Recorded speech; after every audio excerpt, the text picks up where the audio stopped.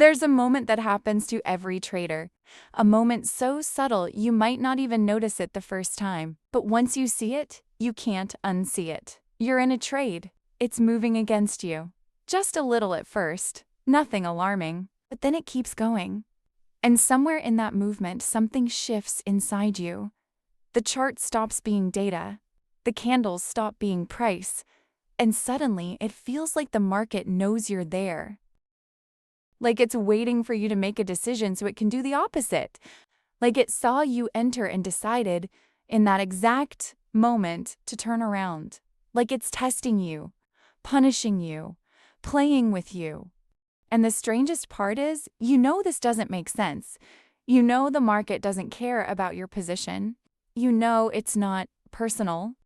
But in that moment, in the heat of it, it feels personal. Deeply, undeniably personal. And that feeling changes everything. This is what we're going to talk about today.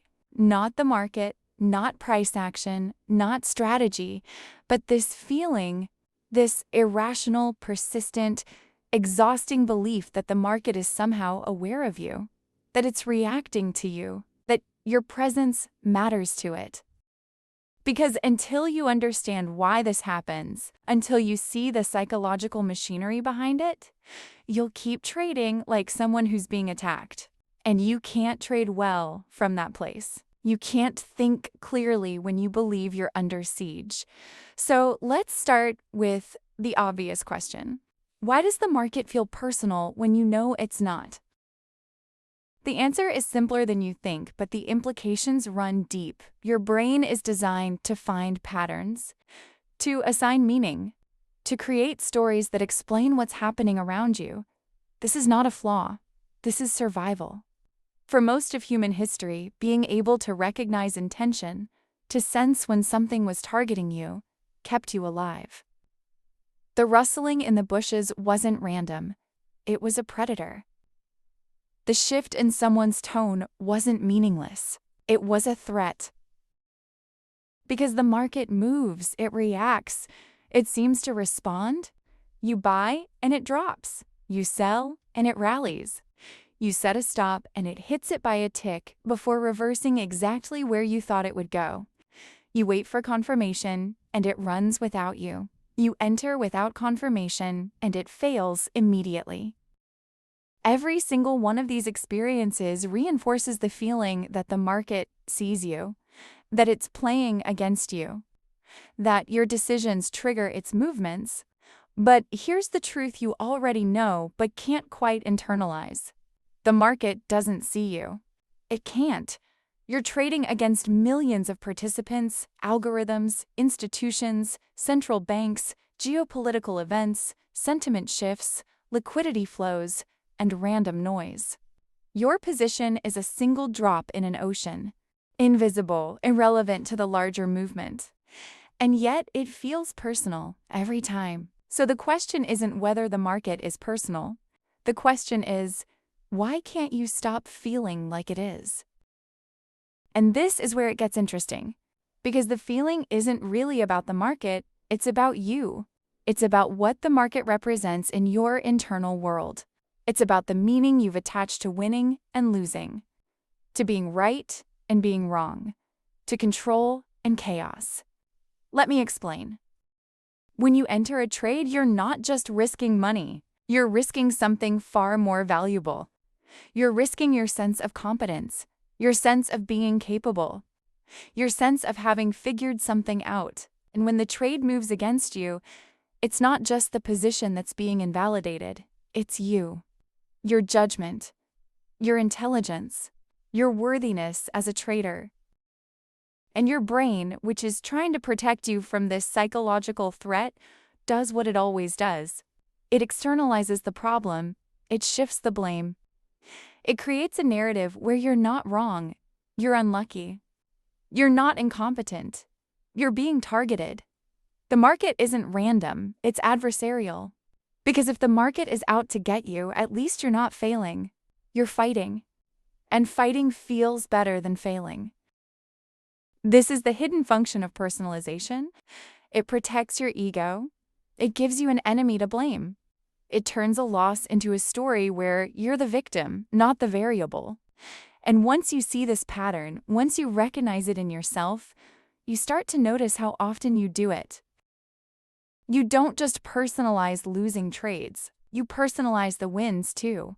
When a trade works, you feel validated, seen, rewarded, like the market acknowledged your insight, like it confirmed that you belong here, that you're capable, that you got it right. But the market didn't validate you, it just moved. The same way it moves for everyone else.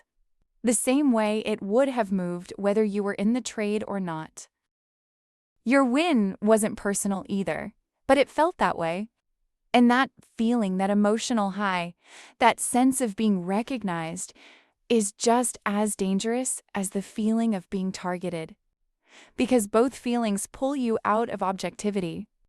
Both make you believe the market is responding to you. And once you believe that, you stop trading probabilities and start trading emotions. You start looking for revenge when you lose. You start chasing validation when you win. You start measuring your worth by your P&L, and the market, which never cared about you to begin with, becomes the mirror you use to judge yourself. This is the cycle, and it's exhausting. Because every trade becomes a referendum on who you are. Every loss feels like rejection. Every win feels like approval. And you can't sustain that. Nobody can. It's too much weight to carry, too much emotional intensity to maintain. Eventually, you burn out, or you blow up, or you quit. Not because you're a bad trader, but because you're trying to get something from the market that it can't give you. You're trying to get certainty in an uncertain environment. You're trying to get control in a system that's fundamentally uncontrollable. You're trying to get the market to prove that you matter, that you're smart, that you're capable. And the market can't do that. It won't do that. It will just keep moving, indifferent to your need for meaning. So what's the alternative? How do you stop personalizing something that feels so deeply personal? It starts with awareness, with seeing the pattern for what it is, with catching yourself in the moment when you start to believe the market is reacting to you, and instead of buying into that story, you pause. You take a breath, you remind yourself of the simple truth. The market doesn't know you exist. Your trade is not special. Your entry is not significant. Your stop is not a target the market is hunting. You're one participant among millions, and the movement you're watching has nothing to do with you. This might sound cold. It might feel like it's stripping away the drama, the intensity, the importance of what you're doing. And it is, because that drama, that intensity, that sense of importance is exactly what's making trading so hard. When you stop making it personal, you stop needing the market to behave a certain way. You stop feeling attacked when it doesn't. You stop feeling validated when it does. You start seeing it for what it is: a probabilistic system, a flow of information. A mechanism that moves based on forces far larger than your individual participation. And when you see it that way, something shifts. The trades feel lighter. The losses sting less. The wins inflate your ego less. You start to trade from a place of curiosity instead of desperation. From a place of observation instead of reaction. You stop asking, "Why is this happening to me?" and start asking, "What is actually happening here?" And when you see it that way, something shifts. The trades feel lighter. The losses sting less. The wins inflate your ego less. You start to trade from a place of curiosity instead of desperation. From a place of observation instead of reaction. You stop asking, "Why is this happening to me?" and start asking, "What is actually happening here?" And that question, that shift in perspective, is everything. Because the moment you stop personalizing the market, you reclaim your emotional energy. You stop wasting mental bandwidth on narratives that don't serve you. You stop creating meaning where there is none, and you start focusing on the only thing that actually matters: your process, your decisions, your ability to execute with clarity. But here's the part that most traders struggle with. Even when they understand this intellectually, even when they can articulate it perfectly, they still feel it. They still experience that gut-level reaction when a trade goes wrong, that sense of being singled out, that flash of anger or frustration or disbelief. And this is where the real work begins. Because understanding something cognitively is not the same as integrating it emotionally. Your rational mind knows the market isn't personal, but your emotional mind, the part of you that's been conditioned by evolution to personalize threat, doesn't care what you know. It cares what it feels. So you have to train it not through willpower, not through positive thinking, but through repetition, through experience, through deliberately exposing yourself to the discomfort of impersonal loss and sitting with it without creating a story. You take a loss, and instead of immediately explaining it, justifying it, blaming the market, or blaming yourself, you just observe it. You notice the emotional reaction, the tightness in your chest, the urge to get back in, the need to make sense of what happened, and you don't act on any of it, you just watch. And over time, something remarkable happens. The emotional charge starts to diminish. The losses stop feeling like attacks. The wins stop feeling like salvation. The market becomes what it always was: a neutral environment where probabilities play out over time. And you become what you need to be: a neutral observer who executes a plan without needing the outcome to mean anything about you. This is the shift. This is what separates the traders who survive from the ones who don't. It's not skill. It's not strategy. It's the ability to interact with the market without making it about yourself. And the irony is, the less personal you make it, the better you perform.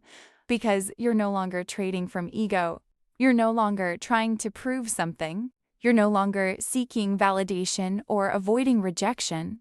You're just executing, observing, adjusting, learning. The market doesn't reward effort. It doesn't reward passion. It doesn't reward the traders who care the most or try the hardest. It rewards the ones who can stay objective. The ones who can take a loss without it, meaning they're a loser. The ones who can take a win without it, meaning they've figured it all out. It rewards the ones who understand that price movement has nothing to do with them. But let's go deeper for a moment, because there's another layer to this that's worth exploring, and it has to do with control. When you personalize the market, you're doing more than just protecting your ego. You're also trying to create a sense of control. Because if the market is reacting to you, then maybe, just maybe, you can learn to predict it. You can learn to outsmart it. You can learn to read its intentions and stay one step ahead. This is the seductive part of personalization. It makes you feel like there's a game to win, like there's a code to crack, like if you just pay close enough attention, if you just study hard enough, you'll be able to anticipate what the market is going to do next. And that feeling, that belief, is incredibly compelling because it gives you hope. It gives you purpose. It makes the randomness feel manageable. But it's a lie, a beautiful, convincing, deeply comforting lie. The market isn't trying to outsmart you because it's not thinking about you at all. There's no code to crack because there's no intelligence behind the movement. There's confluence. There's probability. There's liquidity and sentiment and momentum. But there's no intention. And when you accept that, when you truly let go of the need to personalize, you also let go of the illusion of control. And that's terrifying, because control is what you've been reaching for this entire time. Control over the outcome. control over the risk, control over the uncertainty. But you don't have that control. You never did, and you never will.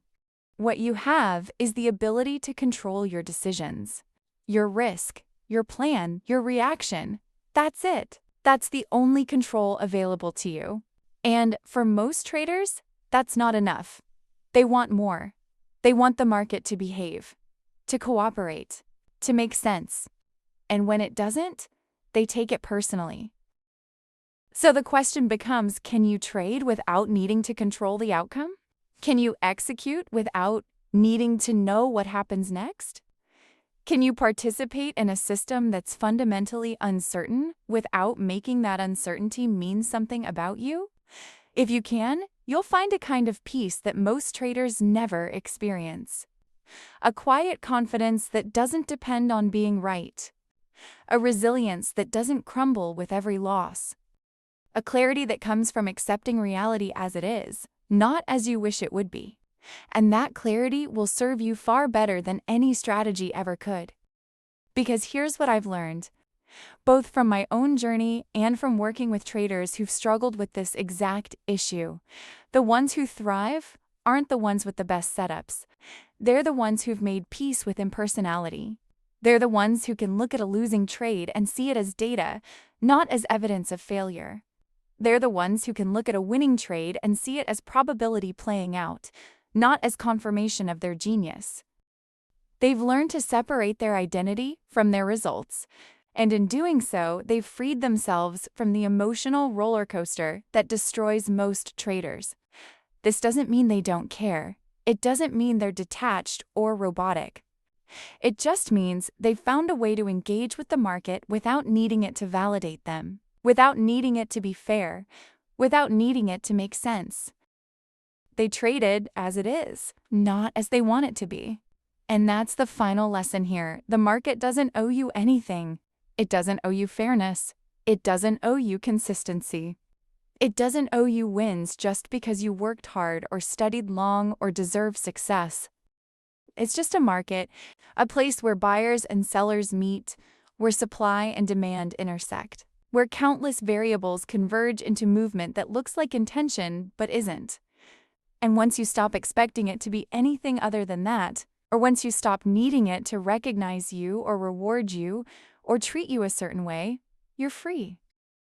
Free to trade without the weight of personalization. Free to lose without it meaning you're a failure. Free to win without it meaning you've arrived.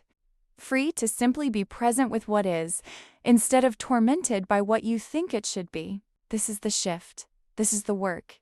And it's not easy, because your brain will keep trying to personalize. It will keep looking for intention. It will keep creating stories. That's what it does. But you don't have to believe those stories. You don't have to act on them. You can see them for what they are.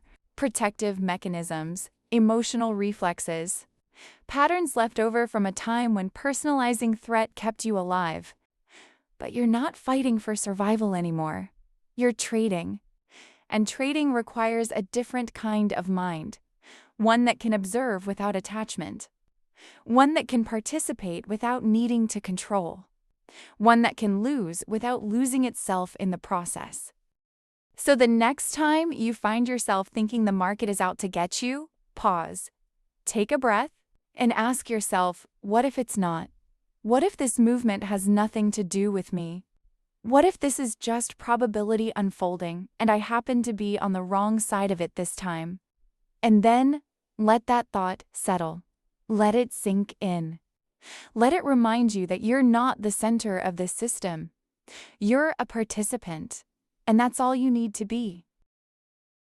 Because when you stop making the market personal, you start making better decisions.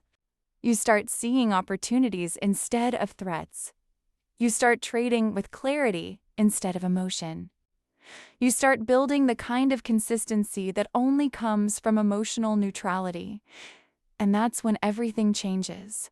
Not because the market changed, but because you did. If this landed, let it sit with you for a while. The understanding doesn't come all at once. It comes in layers, in moments of recognition, in the space between trades. Take your time with it. Like, share, and subscribe the trading mentality, and I'll see you in the next one.